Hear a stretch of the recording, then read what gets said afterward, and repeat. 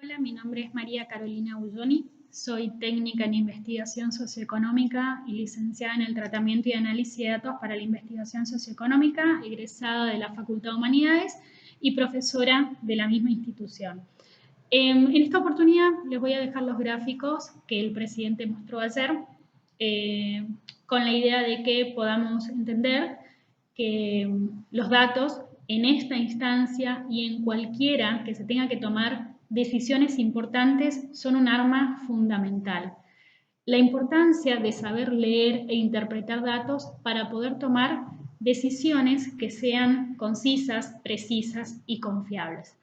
Les voy a dejar los gráficos y en cada uno de ellos trataré de ir haciendo un análisis lo más sencillo posible, porque la idea es que esto los podamos entender todos sin necesidad de tener algún tipo de conocimiento.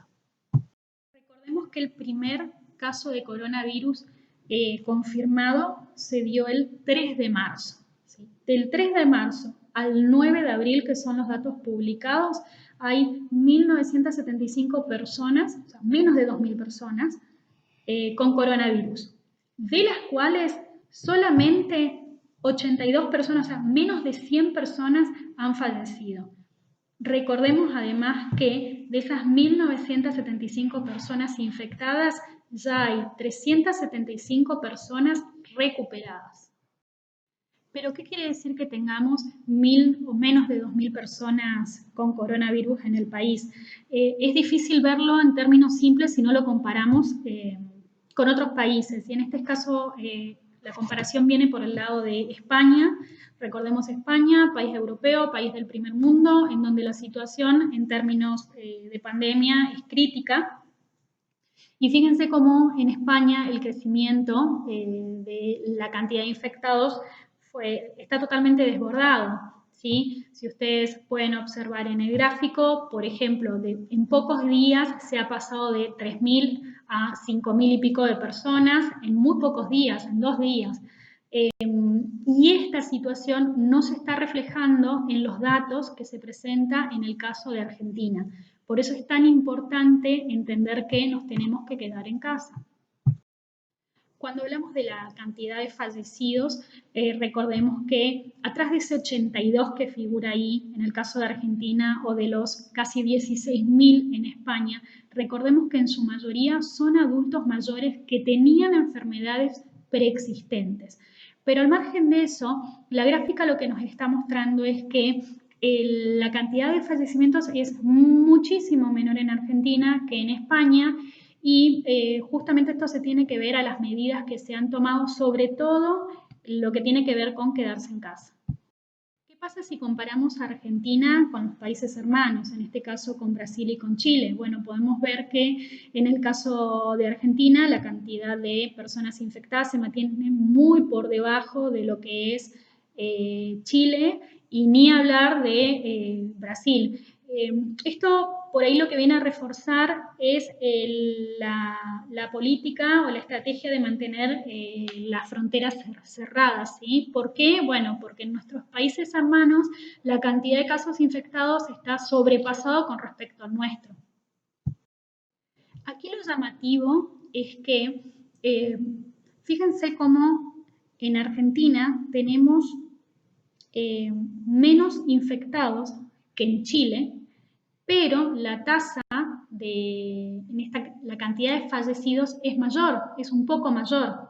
¿Sí? Recuerden que en Chile tenían algo de 6.000 infectados, pero solamente 65 han fallecido, mientras que aquí en Argentina la cantidad de infectados es menos de 2.000, pero tenemos un poco más de personas fallecidas por esta enfermedad.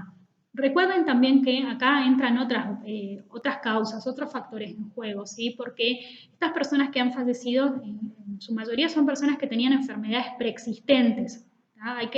Eso no hay que dejar de lado.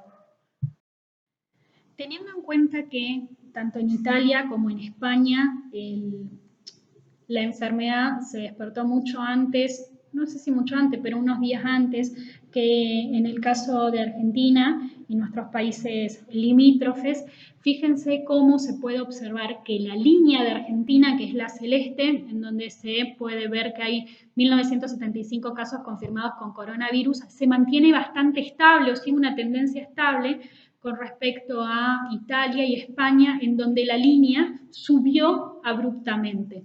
Y lo mismo, fíjense en el caso de Brasil, como no pudo mantener esa línea o esa tendencia constante, sino que se dispara, aumentando, se manifiesta que ha aumentado considerablemente la cantidad de infectados. Acá en principio me parece interesante resaltar, si nos quedamos primero con los países europeos que aparecen aquí, que son los que se encuentran en situación más complicada, que es Italia y España, que si recordamos la diapositiva anterior, España tiene más personas infectadas que Italia, pero en términos de muerte, Italia refleja peores cifras que España, ¿sí? En el caso de Italia, con respecto a la cantidad de infectados, el 13% ha fallecido, mientras que con respecto a España ese porcentaje baja al 10%. Argentina sigue manteniendo una situación favorable en términos de cantidad de fallecidos, porque si lo comparamos con la cantidad de infectados, solamente el 4% de las personas infectadas ha fallecido. Si bien Italia, España y Estados Unidos llevan más días enfrentando a esta enfermedad, lo importante en esta gráfica es resaltar esas líneas que suben, cómo suben, ¿sí? Lo que nosotros tenemos que evitar en el país es que suban, esa línea suba repentinamente, porque la suba repentina de esa línea va a implicar que o va a estar reflejando que aumentaron de manera muy rápida la cantidad de contagiados por COVID. Y para evitar eso es que nos tenemos que quedar en casa, justamente para no llegar a las situaciones extremas que se están viviendo en Italia, en España, y si nos quedamos en América, el caso de Estados Unidos, que se ha visto totalmente desbordado. La cantidad de personas fallecidas por esta enfermedad al 9 de abril, que si no me equivoco esa fue la fecha que precisó el presidente en su exposición, fíjense que Italia era la que, Italia junto con Estados Unidos son los que van a la cabeza, o sea, en donde más personas han fallecido. Centrémonos en este número de casi 19.000 personas que murieron por coronavirus, tanto en Italia como en Estados Unidos. Para que tengamos una idea, Ituzaingó, la ciudad de Ituzaingó en la provincia de Corrientes, tiene 19.000 y pico de habitantes. Lo que les quiero reflejar con esto es que la cantidad de fallecidos en esos países es similar a la cantidad de población que tiene Ituzaingó en la provincia de Corrientes. En cuanto a la cantidad de repatriados, es decir, argentinos que se encontraban en el exterior, y que se encontraban en el exterior, entiéndase, no solo aquellos argentinos que estaban de vacaciones, ¿sí? Habían grupos de argentinos que estaban en otros países haciendo pasantías, trabajando y por otras índoles, no solamente por ocio. Acá lo que me parece interesante resaltar es que Misiones está dentro de las 1, 2, 3, 4, 5, es la sexta provincia con mayor cantidad de repatriados. ¿Sí? De la totalidad, o sea, de los 217.105 repatriados en 28 días, el 3% corresponden a misioneros. Esta diapositiva es similar a la anterior, solo que en la anterior se representaba a la cantidad de repatriados en los 28 días de cuarentena, y aquí solo se refleja los últimos 14 días, o sea, desde el 24 de marzo. De todas maneras, si nos centramos en la provincia de Misiones, la situación no cambia significativamente en el sentido de que de la cantidad total de repatriados que hubieron, Misiones sigue aportando este 3%, ¿sí? Que si bien es un porcentaje menor comparado con las provincias que tienen más peso, digamos, en donde se asientan o donde viven, mayoritariamente las personas que han regresado al país, que son Buenos Aires, Mendoza, Capital, Córdoba, Santa Fe y Entre Ríos. Esta tabla me parece súper interesante, aunque entiendo que entre tanto número uno se pueda perder. Pero si nos centramos en la fila de Argentina, ¿sí? Allí lo que podemos leer es que al 9 de abril había 1.894 argentinos declarados con coronavirus. De esos 1.894 fallecieron al 9 de abril 79 personas, lo que quiere decir es que de la cantidad total de personas infectadas, el 4% ha fallecido, eso es la letalidad. Ahora, si lo queremos reflejar a nivel en términos de cantidad de habitantes, la relación que se hizo es que cada 100.000 habitantes hay aproximadamente 4 personas infectadas con coronavirus en el país. Si esto lo comparamos, por ejemplo, con Brasil, que es uno de los países latinoamericanos que se encuentran en peor situación en términos de la enfermedad, fíjense que Brasil al 9 de abril tenía aproximadamente 18.000 infectados y de esos 18.941 habían fallecido, con lo que representa una tasa de letalidad aproximadamente el 5%. No es tan distante a la tasa de letalidad que tenemos nosotros, ¿sí?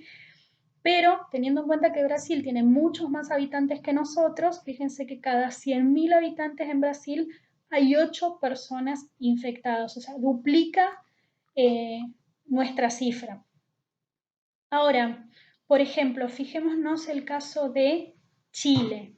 El caso de Chile es llamativo porque Chile, si bien tiene muchísimas más personas infectadas que nosotros, ¿sí? Ellos tienen casi 6.000 personas infectadas, pero la cantidad de fallecidos es menor, ¿sí? Hay 57 personas nada más que han fallecido por esta enfermedad. Fíjense que la tasa de letalidad es menos del 1%. Pero esto no deja de implicar que sea grave. ¿Por qué? Porque en Chile, cada 100.000 chilenos, hay 31 personas que tienen coronavirus. Este gráfico lo que intenta mostrar es el efecto positivo que tiene la cuarentena en términos de tiempo de duplicación de casos. Si miramos las barras, podemos observar que las barras van creciendo a medida que van pasando los días, lo cual es lógico y es lo que los médicos y los infectólogos esperan y nos están contando que va a ocurrir. Cada vez van a haber más casos confirmados de coronavirus. Lo que está intentando la cuarentena es que esa cantidad de casos confirmados sean lo menos posible. Incluso si nosotros pudiéramos ver estas barras comparados con el tiempo de duplicación de casos que hubo en Italia o en España, que son los países más afectados, veríamos que realmente vamos por un buen camino. Debo reconocer que este cuadro, cuando lo vi ayer en la exposición, me generó mucho ruido. Sí, en principio porque ese eje vertical en donde está 100.000, 200.000, 300.000, 400.000, la verdad es que no me queda claro a qué es lo que está haciendo referencia. Por supuesto que lo que están intentando mostrar aquí es que de esa proyección inicial que existía, teniendo como proyección inicial los peores escenarios, que son los que se dan en España y en Italia, a nuestra situación real del día de hoy, la verdad que estamos en una situación más que favorable en términos epidemiológicos. Como dice lo que ustedes pueden leer ahí, ¿no? Se esperaban 45.000 casos y en realidad, gracias a Dios, solo se ha dado el 4% de esa cantidad.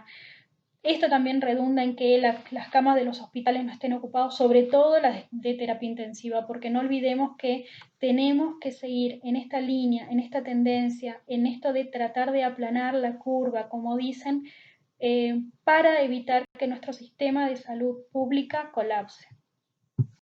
Por último, la reflexión a compartir con mis estudiantes, con mis colegas, con egresados de la carrera y con todos los cientistas sociales es la importancia del trabajo en equipo, porque atrás de estos gráficos hay un equipo interdisciplinario que está trabajando para poder brindar datos de buena calidad y poder presentarlos de manera correcta.